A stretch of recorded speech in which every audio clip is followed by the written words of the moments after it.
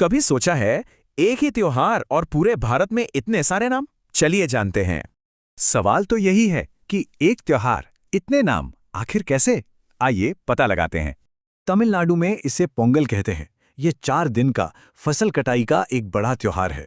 पंजाब में यही त्योहार लोहड़ी बन जाता है, जिसमें सब साथ मिलकर अलाव जलाते हैं। और गुजरात में, वहां उत्तरायण के दिन आसमान रंग बिरंगी पतंगों से भर जाता है। पूरब चलें तो असम में इसे माघ बिहू के तौर पर मनाते हैं, जिसमें सब मिलकर खाते पीते हैं। पोंगल, लोहड़ी, उत्तरायण, बिहू, ये सब असल में एक ही त्योहार के अलग अलग रूप हैं। मकर संक्रांति। तो मकर संक्रांति आखिर है क्या? ये एक एस्ट्रोनॉमिकल इवेंट है, जब सूरज मकर राशि में आता है।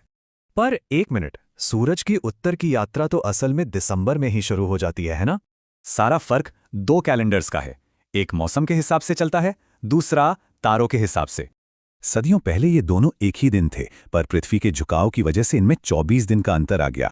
उत्तर और पश्चिम भारत में उत्तरायणी की पतंगों से लेकर लोहड़ी के अलाव तक जश्न के रंग ही निराले हैं।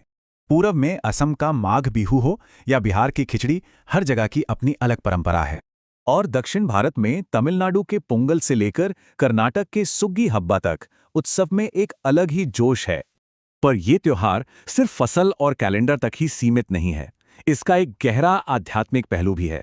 हर साल 20 लाख से ज्यादा लोग गंगा सागर मेले में इकट्ठा होते हैं। लोगों की गहरी आस्था है कि यहां डुबकी लगाने से पाप धुल जाते हैं और मोक्ष मिलता है। पवित्र स्नान, पूर्वजों के लिए प्रार्थना और कपिल मुनि मंदिर के दर्शन, ये सब मोक्ष के मार्ग का हिस्सा हैं।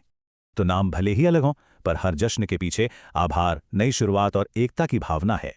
तो चाहे पश्चिम की पतंगें हों, उत्तर का अलाव हो या फिर पूर्व का भोज, ये एक ही प्राचीन त्योहार है जो पूरे देश को ब्रह्मांड की लय से जोड़ता है। ये सोचने वाली बात है कि आज भी ये प्राचीन खगोलीय घड़ियां हमारी जिंदगी को कैसे आकार दे रही हैं। इस दिन का सबसे पहला और विशेष महत्व है पुण्य स्नान। ऐसी मान्यता है कि पवित्र नदियों में स्नान से सभी पापों का नाश हो जाता है। चलिए अब पुण्यकाल की पूजन विधि समझते हैं। इसके 3 मुख्य चरण हैं। पूजा के साथ साथ इस पर्व पर दान का भी अत्यधिक महत्व बताया गया है। खासकर तिल, गुड़, वस्त्र और अन्न का दान अत्यंत पुण्यदायी माना जाता है। लेकिन सवाल उठता है, तिल और गुड़ का दान ही इतना महत्वपूर्ण क्यों है? पौराणिक कथा के अनुसार एक बार सूर्यदेव अपने पुत्र शनिदेव से मिलने उनके घर गए।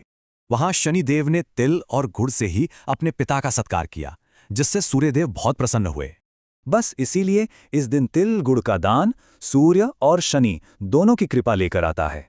तो अब तारीख नोट कर लीजिए।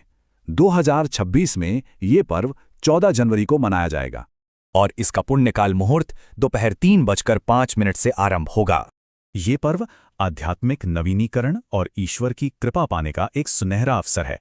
व्यक्तिगत अनुष्ठानों और विशेषज्ञ परामर्श के लिए हमारी वेबसाइट पर जाएं। हमारे विद्वान पंडितों से जुड़ने के लिए panditverse.com पर विजिट करें।